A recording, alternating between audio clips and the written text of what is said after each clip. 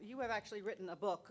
Your most recent book is called Temp: How American Work, American Business, and American Dream Became Temporary. It's about the gig economy. So how did we get to this point where it seems that there's more freelancers out there than there are, you know, day-to-day, used to be staff jobs that came with benefits and higher pay and better working conditions? Yeah, and part of the story we're told is it's a story of technology, that technology is inevitable, that we can't fight the future, we have to go along with it.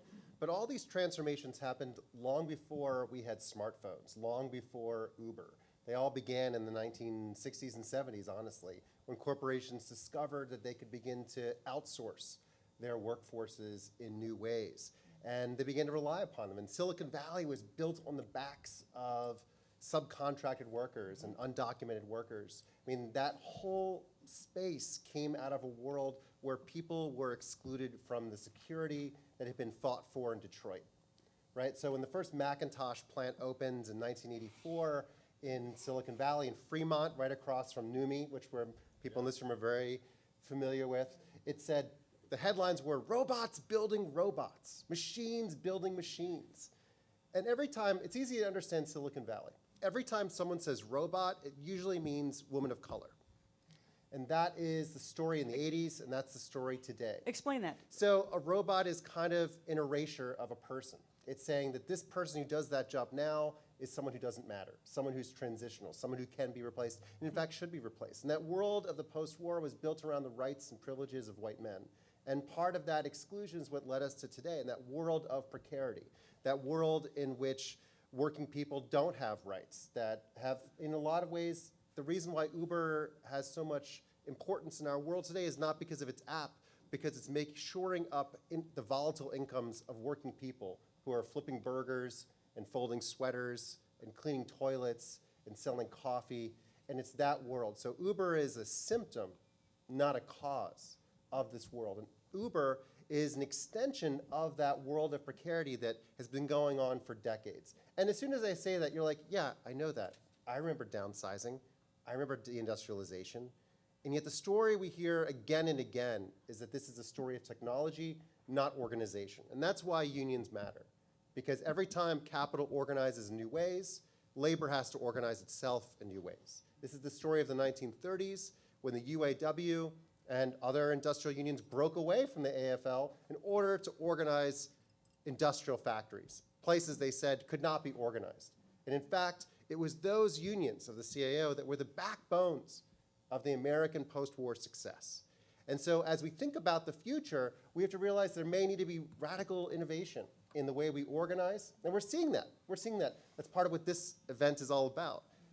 But we also need to realize that we need to think about what we had thought of as unorganizable and with new ways to do that.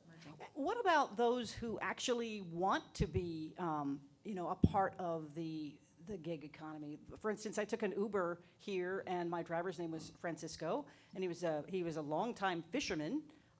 We had a very nice conversation. He grew up in the Azores off the coast of Portugal, and he's now retired and loves driving an Uber. He loves it.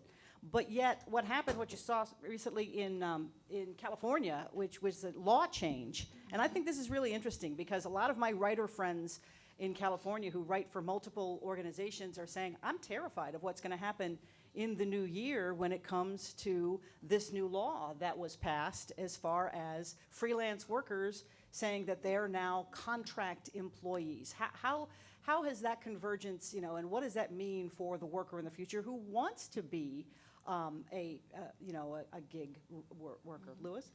Yeah, and so AB 5 went into effect January 1st, and already there's been tremendous dislocations from it, most notably starting with Vox in December. But I think this is the question. There's just as much variation within the gig economy as there is in the regular traditional employees, right?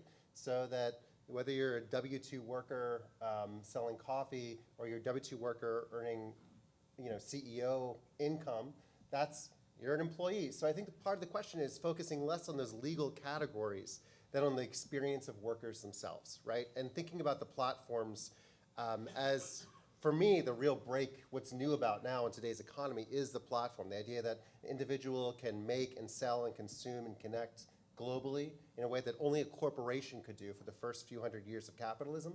that for me, there's a huge break in a way that AI is not. That people have always encoded skills in machines, whether that's a mechanical thresher or some machine on the factory floor. But I think what is exciting is to say, well, I understand where AB5 came from. It came from a place of a well-intentioned place. A place where, on the one hand, you had these IPO billionaires, on the other hand, you had somebody trying to make ends meet and driving a car in California. But it was sort of ham-fisted. It was a blunt tool. And it also assumed that simply making people employees would produce a good outcome. Where in fact, the reason why most people are driving for Uber is because that system has already failed them. Because that system, they aren't organized as retail workers, as service workers in California. And in fact, if we could figure out how to organize those people using these new kinds of tools, then it would be fine. So how do we combine flexibility on the one hand and some measure of stability and job protection on the other? That is the real question for the 21st century. And it's easy to be nostalgic for the manufacturing economy, but until we had basically the CIO, the factory was a great place to go if you wanted to lose an arm. It was a great place to go if you wanted to live in grinding poverty, right? So it's not the technology that made those good jobs. It's the way people organized them. And so thinking about the platform economy, we shouldn't say, oh, let's just stop all of this and just go back to the way it was. Because the way it wasn't working already. So we should take it as a new opportunity to expand the labor movement, to think about it in new creative ways, and empower working people to have control over their own lives in a way that matters. Yeah, I agree entirely with that. And I wanted to add, what I had said earlier was about synthesis, but when you talk about AB5, what I'm actually talking about is the fact if the groundwork for the rebalancing that needed to happen between gig workers and those companies made it more accessible for unions to come in and to actually have a say, then you don't need a statewide ham-fisted policy. What you have are individuals who are familiar with the industry, who can then sit across the table and try to hammer that out. And that often, I would say usually, produces better results than a great big public policy that attempts to be a one-size-fits-all. And Absolutely.